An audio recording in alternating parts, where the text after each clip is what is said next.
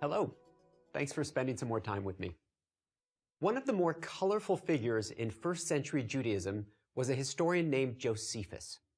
He had originally fought against the Romans as the commander of forces in Galilee during the Great Revolt of 66 to 70 of the Common Era. But when Josephus and his men were trapped in a cave, surrounded on all sides by the enemy, they made a pact with each other to die rather than to surrender. They drew lots, agreeing that, according to the lots, some would kill the others and then the last would commit suicide. Somehow, Josephus managed to be the last one alive. There may have been some quick mathematical figuring on his part to make that work out, we're not sure. And then Josephus walked out of the cave and surrendered to the Romans.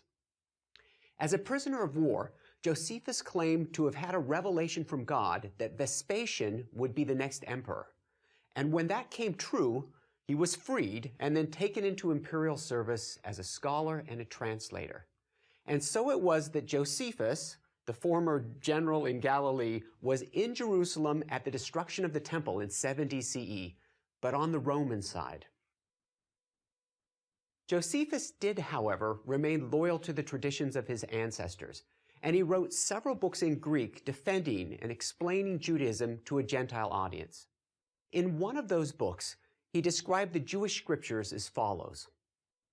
Our books, those which are justly accredited, are but 2 and 20 and contain the record of all time.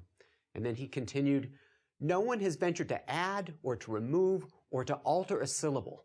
And it is an instinct with every Jew from the day of his birth to regard them as decrees of God, to abide by them, and if need be, cheerfully to die for them. Greeks, said Josephus, on the other hand, would never do this for their national writings. Josephus is an apologist, not in terms of being sorry or giving an apology, but someone who wants to defend Judaism and the tradition that he came from. This description of the Jewish scriptures is a stirring celebration of the Jewish devotion to sacred texts, even if it wasn't quite accurate, at least not in the first century. To begin with, the Tanakh, and remember we used that term from before, it's Torah and Nevi'im, the prophets, and Ketuvim, the writings. The Tanakh today has 24 books, not 22. So either someone has added something or Josephus was looking at a copy with a somewhat different division of books. Second, there were a lot of versions of Jewish scriptures circulating in the first century. The desire to produce a single definitive text in which even a syllable couldn't be changed didn't come to fruition until the work of the Masoretic scribes in the 9th and the 10th centuries. And then third, as we've seen, the Torah was regarded from the 5th century BCE as the most holy and authoritative text in Judaism, while the prophets and the writings followed in a gradual process of canonization that was still underway at the time of Josephus. Not all the Jews in his day would have agreed about what should have been included in the canon. In this lecture, we'll be talking about 2 collections of sacred texts that didn't make it into the Hebrew Bible. Those 2 collections are the Apocrypha and the Dead Sea Scrolls. The Apocrypha, the name there means hidden away, is defined as the books in the Greek Septuagint that weren't included in the later Masoretic text of the Hebrew Bible. They were considered scripture by Greek-speaking Jews in the Roman Empire, and later by Christians as well, at least until the time of Martin Luther, who decided that only books in Hebrew should be included in the Old Testament. Roman Catholics and Eastern Orthodox Christians still include the Apocrypha in their Bibles because their Bibles come from the Septuagint. But Protestants and Jews today regard these texts as extra-canonical. That is, they're interesting from a historical point of view, they may be inspiring, but they're not authoritative. Catholics sometimes refer to these books as deuterocanonical, which means they're in Greek but not in Hebrew, but they are thought to be equal in authority with or both parts of that. The Greek scriptures and the Hebrew scriptures are thought to be of equal authority. The major works in the Apocrypha are Tobit, Judith, the Wisdom of Solomon, Sirach, which is also known as Ecclesiasticus, Baruch, 1st and 2nd Maccabees, as well as expanded versions of the books of Esther and Daniel. All of these writings date from the Hellenistic period, that is, from the 4th to the 1st centuries BCE. Since these books are not always familiar to non-Catholics, I can give you some idea of what to expect when you open up a Catholic Bible and want to read these. We'll start with the book of Tobit. Tobit is a God-fearing Jew living in Nineveh. This is the capital of Assyria, right? Who often risks his life to keep the law of Moses. Nevertheless, he becomes blind and prays to die. He's just had enough of his life.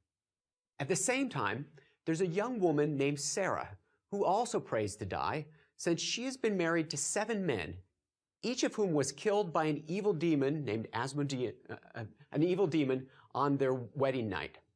But God sends an angel in disguise to accompany Tobit's son Tobias on a journey, during which he catches a magic fish whose entrails can be used to both drive away demons and also to cure blindness. You can sense a happy ending coming here, probably. Tobias marries Sarah and then returns home to heal his father, accompanied the whole way not just by the angel, but also by his faithful dog, sort of like that devoted canine that went with Yudhishthira to Indra's heaven at the end of the Mahabharata. Next is the book of Judith. This is supposedly set during a time when Nebuchadnezzar was the king of Assyria. And there are already some historical problems because Nebuchadnezzar was actually a Babylonian ruler rather than an Assyrian ruler. But this is a story of the pious and beautiful widow, Judith, who, when her town was besieged by the Assyrians and the town elders were helpless, not knowing what to do, she devised a plan to walk into the Assyrian camp, unarmed, actually with a handmaid, and she would win the trust of the Assyrian commander, Holofernes, and then get him drunk and cut off his head. The plan worked great, and when the Assyrian army saw their leader's headless body, they fled in panic. There are actually some rather graphic depictions of Judith's exploits in Renaissance art. The wisdom of Solomon consists of moral exhortations and praise of wisdom, who's often personified as a woman, and in addition, a retelling of the Exodus story. Sirach offers proverbs and advice for living happily, ethically, and successfully. Baruch is a reflection on the meaning of the Babylonian conquest, supposedly written in the early 6th century BCE by Jeremiah's scribe named Baruch. It's actually a later work that reinterprets those events for its contemporaries with an emphasis on confessing sins and turning to God. The books of Esther and Daniel are familiar to readers of the Old Testament, Protestant and Catholic, but in this Catholic version, in the Septuagint version, they're expanded with some additional details and stories that, in the case of Esther, make the tale much more explicitly religious. And for Daniel, they add some colorful details about his life, such as the story of Susanna. So here's the story. 2 wicked elders were attempting to force Susanna into having sex with them by threatening to accuse her of adultery if she doesn't comply. When she refuses, they have her arrested and claim that they have caught her in the act with a young man in her husband's garden. It looks like Susanna will be put to death on the testimony of these wicked elders, but she prays to God, who hears her cries, and then sends the young Daniel.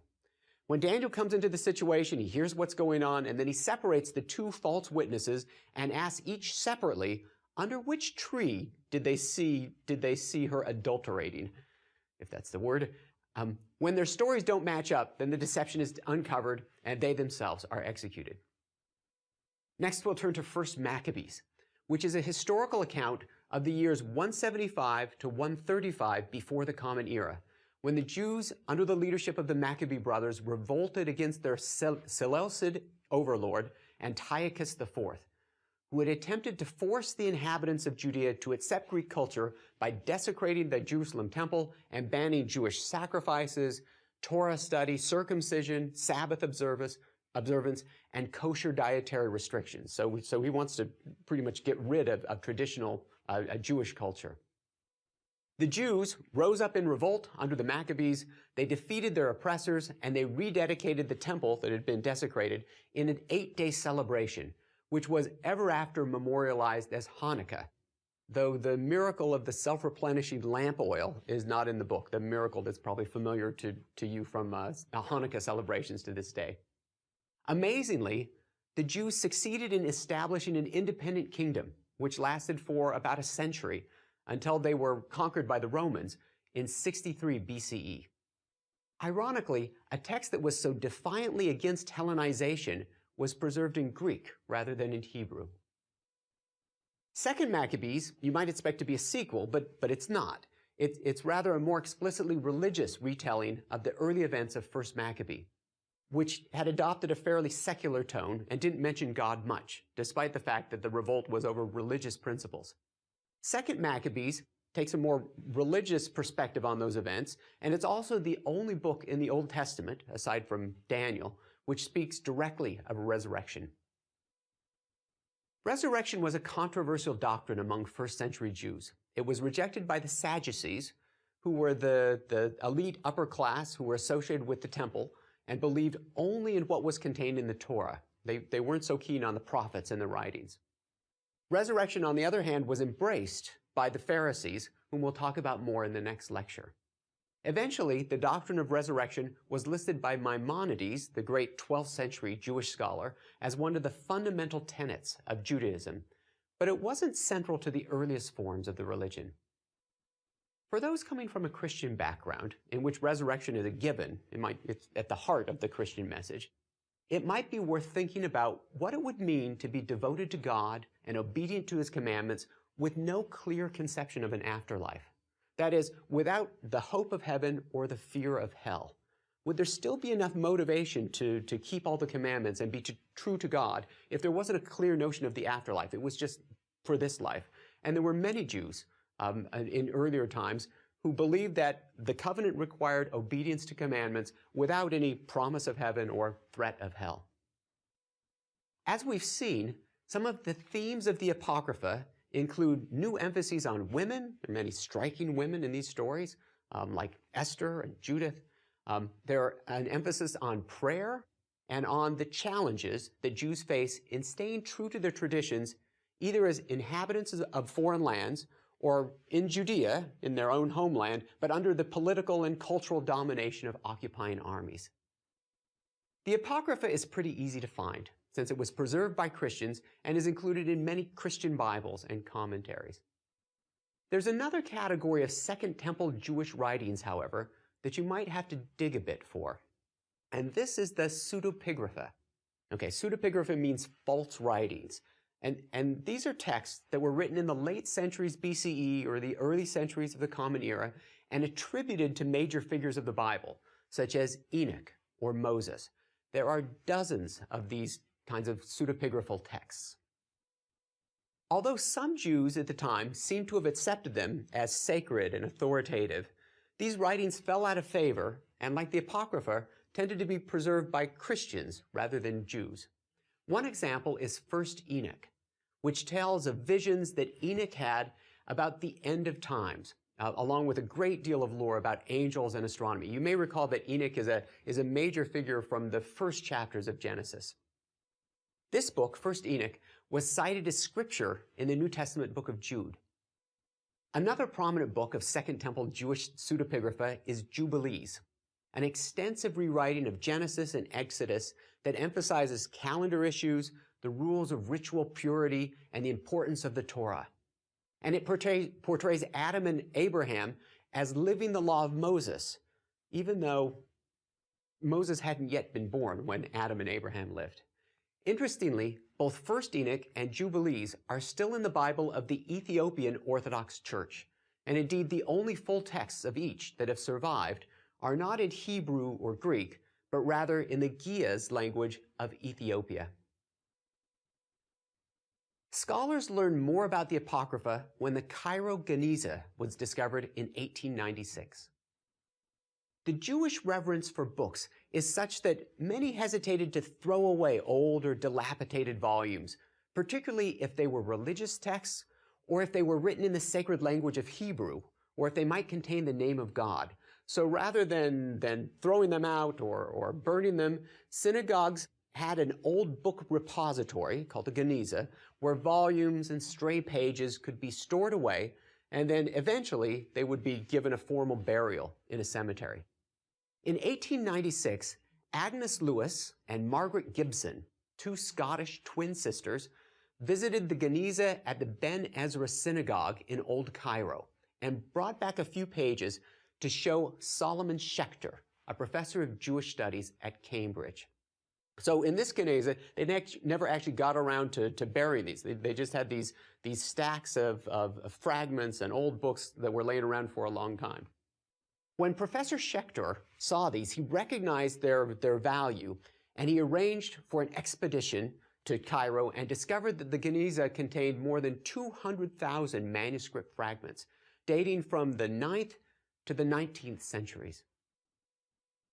It was a spectacular find, a treasure trove of biblical and rabbinical manuscripts, as well as a trove of new sources about medieval Jewish life.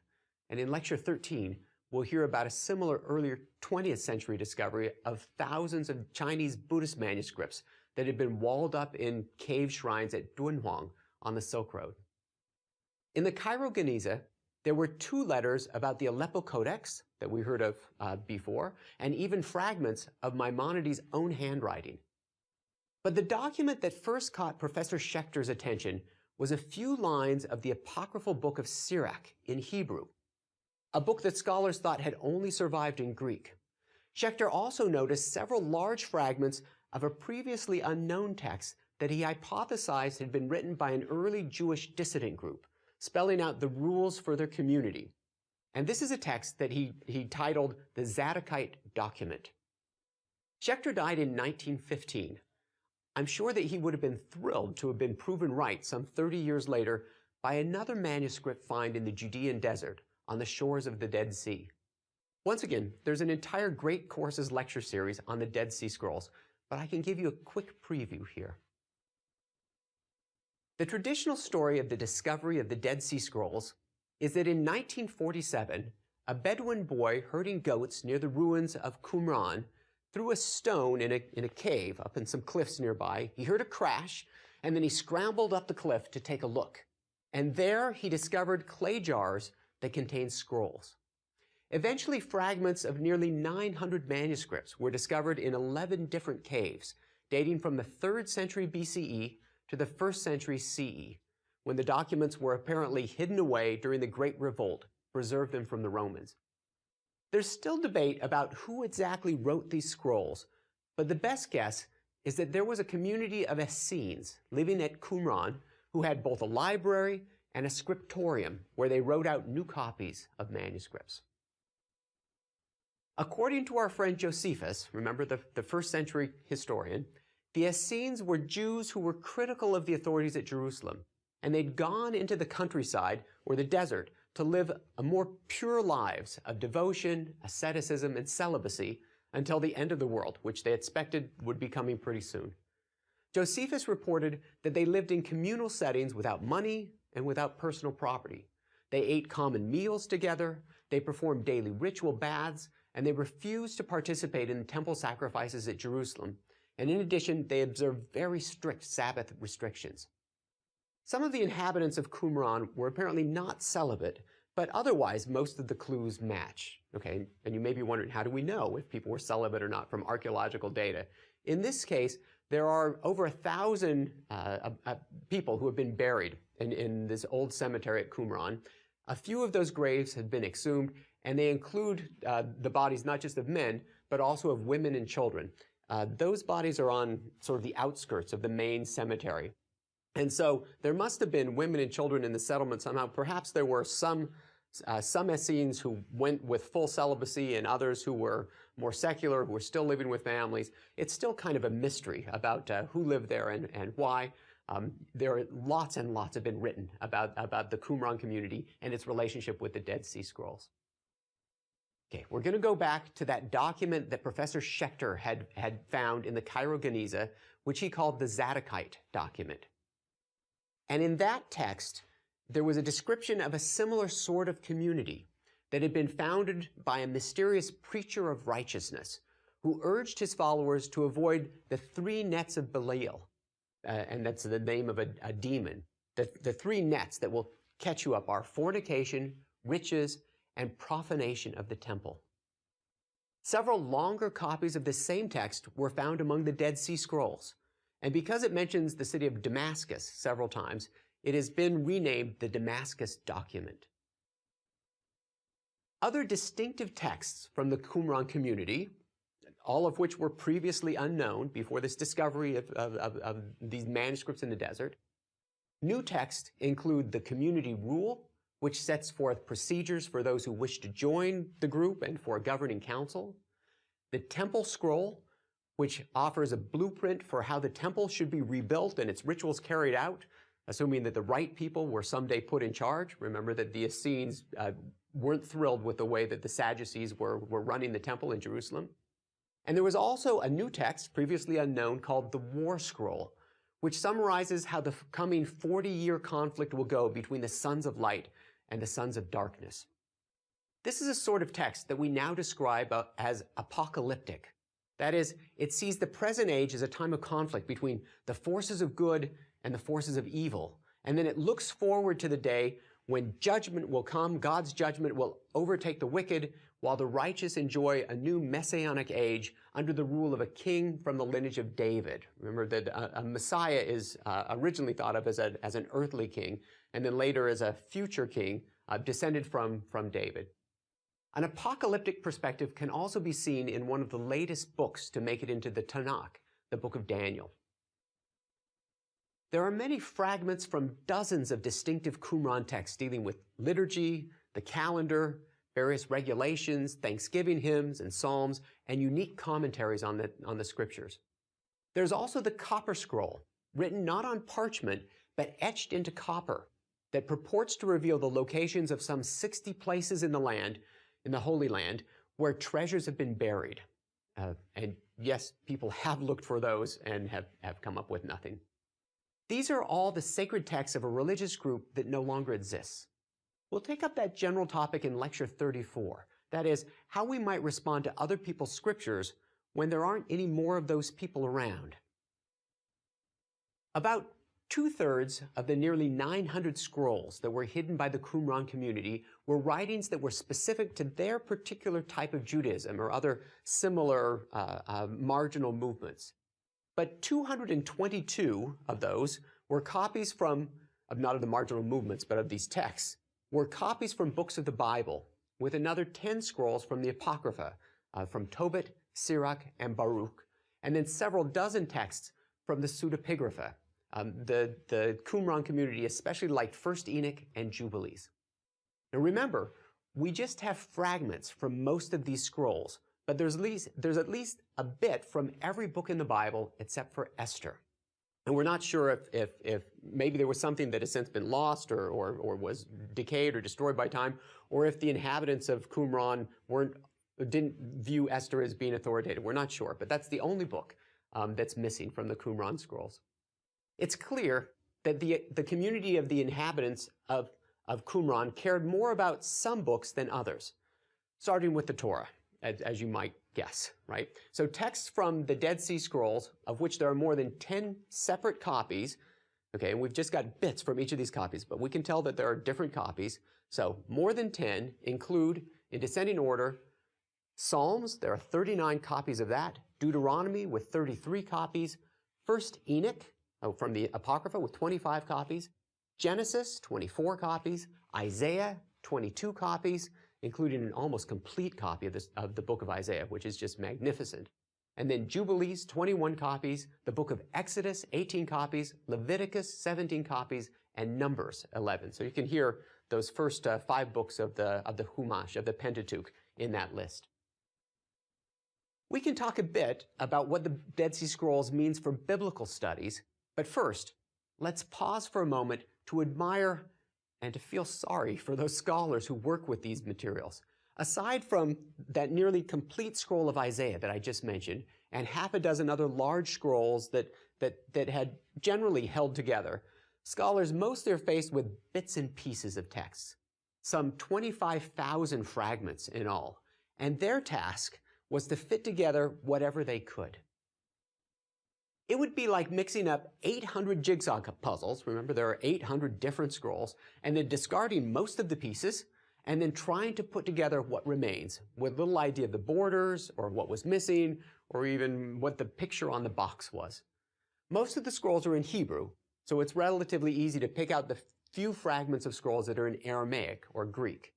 And it was also helpful when scholars could recognize a few familiar words from the Bible, they might know what they were dealing with, or when they might match up the handwriting of a particular scribe, right? So if you've got different fragments and it has the same handwriting, those might belong to the same text. Though some of the longer texts were copied by more than one scribe, so a single scroll might have different handwriting on it, just so that it's not too easy. Putting together the Dead Sea Scrolls from these fragments that have survived was an incredible feat of scholarship. But even now, most of the translations are of disjointed passages, or there's a few lines from this text and a few lines from that text. On the other hand, it was incredibly exciting for scholars to be working with copies of biblical texts that were 1,000 years older than what they had previously had access to. So the oldest Hebrew manuscripts before this time would have been those 10th and 11th century Masoretic manuscripts like the Aleppo Codex. Scholars had also been able to compare the Hebrew Bible with the Greek Septuagint, guessing what the underlying Hebrew might have been, but the oldest copies of the Greek version of the Old Testament were two 4th century manuscripts, the Codex Sinaiticus and the Codex Vaticanus. And we'll meet those particular codices again in the lectures on Christian scriptures. So the Dead Sea Scrolls predated even the Septuagint by centuries. And they were in Hebrew, so scholars didn't have to worry about the accuracy of the translation. The question was, how accurate had the Masoretes been in preserving their sacred texts? So you're comparing texts that are written 1,000 years later and 1,000 years apart. How accurate are those going to be? And in general, the answer is pretty accurate. There were many differences, but most of them were fairly minor, just a word or a phrase different every so often. It soon became clear, though, that there was not a fixed form for biblical books in the 1st century. It wasn't exactly what it was 1,000 years later. Some of those early copies from the Dead Sea Scrolls looked like the ancestors of the Masoretic texts. Others appeared to be more like the Hebrew originals of the Septuagint translation. For example, the Greek version of Jeremiah is about 13% shorter than the Masoretic version. Of the 6 Hebrew copies of the book of Jeremiah recovered from the caves, we can determine from the surviving fragments that several are of the longer Masoretic type, and one is clearly related to the shorter Septuagint version. So there seem to be different versions, somewhat different versions, of some of these scrolls that were circulating at about the same time in the 1st century. If you look at the footnotes to modern translations of the Bible, such as the New International Version or the New Revised Standard Version, you will see dozens and dozens of verses where the editors have incorporated readings from the Dead Sea Scrolls into the text. Okay, the Jewish Publication Society's Tanakh translates the Masoretic text, but it has readings from the Dead Sea Scrolls in the footnotes, so you can compare those. For example, the standard text of 1 Samuel chapter 17, verse 4, gives Goliath's height as 6 cubits in a span. This is the Goliath of David and Goliath. 6 cubits in a span works out to be about 9 feet 9 inches tall. A fragment from the Dead Sea Scroll Samuel, however, has 4 cubits in a span, or 6 feet 9 inches tall. Perhaps a little easier to believe, and it matches up with the Septuagint reading as well. Elsewhere in Samuel, the Dead Sea Scrolls provide an entire paragraph that was somehow lost from the Masoretic text. At Isaiah 53:11, a chapter beloved by Christians, the Jewish Publication Society Tanakh has, "Out of his anguish he shall see it." Compare that with the New Revised Standard Version, which says, "Out of his anguish he shall see light," right? The difference is the word light, which appears in the Dead Sea Scrolls Isaiah, but not in the Masoretic text. Now, these sorts of variants may seem rather inconsequential to you, but remember, when it comes to sacred texts, many believers feel that every word matters. In the century or two after the Dead Sea Scrolls were written, when the rabbis were still debating which books belonged in the writing sections of the Tanakh and ultimately deciding against the Apocrypha and the Pseudepigrapha, they developed the notion of texts that defiled the hands. This was their working definition of a canon. A book belonged in the Hebrew Bible if coming into contact with it made a person ritually impure, so they had to wash their hands afterwards. Okay, the concept may be a bit counterintuitive, right? How could something sacred make someone unclean? I mean, you'd expect that these texts you'd have to wash your hands before instead of afterwards. But this idea of texts that defile the hands may be related to the famous story in 2 Samuel of an Israelite who reached out to steady the Ark of the Covenant when it was being transported and looked like it might topple. Despite his good intentions, he was struck dead on the spot.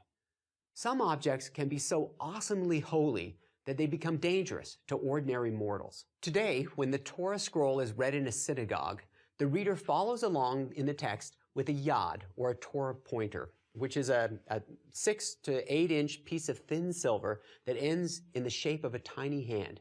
This is so the reader doesn't actually touch the scroll with his finger.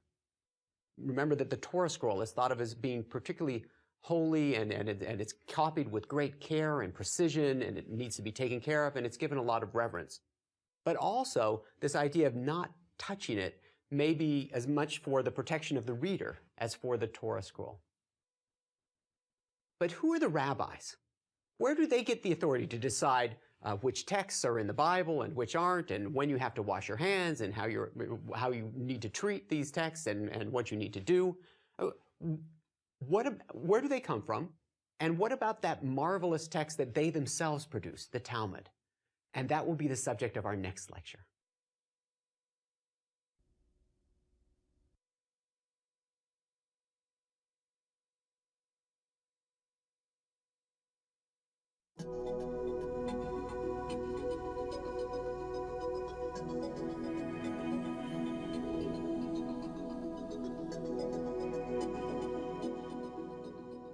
Hello again.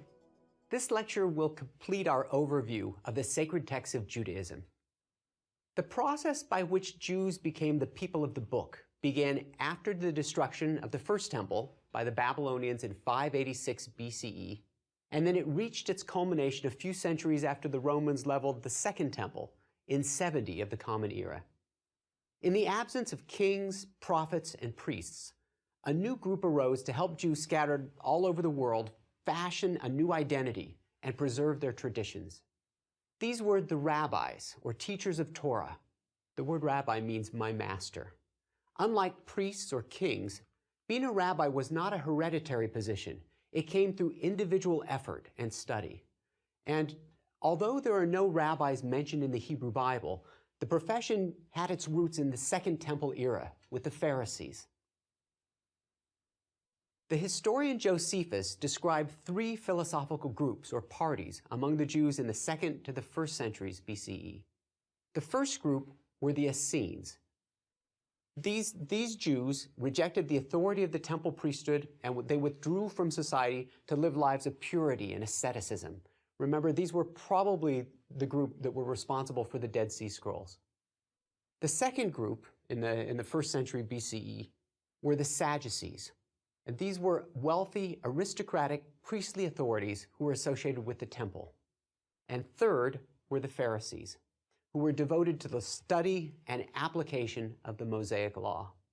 Although the Pharisees kept their jobs and their families, they nevertheless tried to maintain a level of ritual purity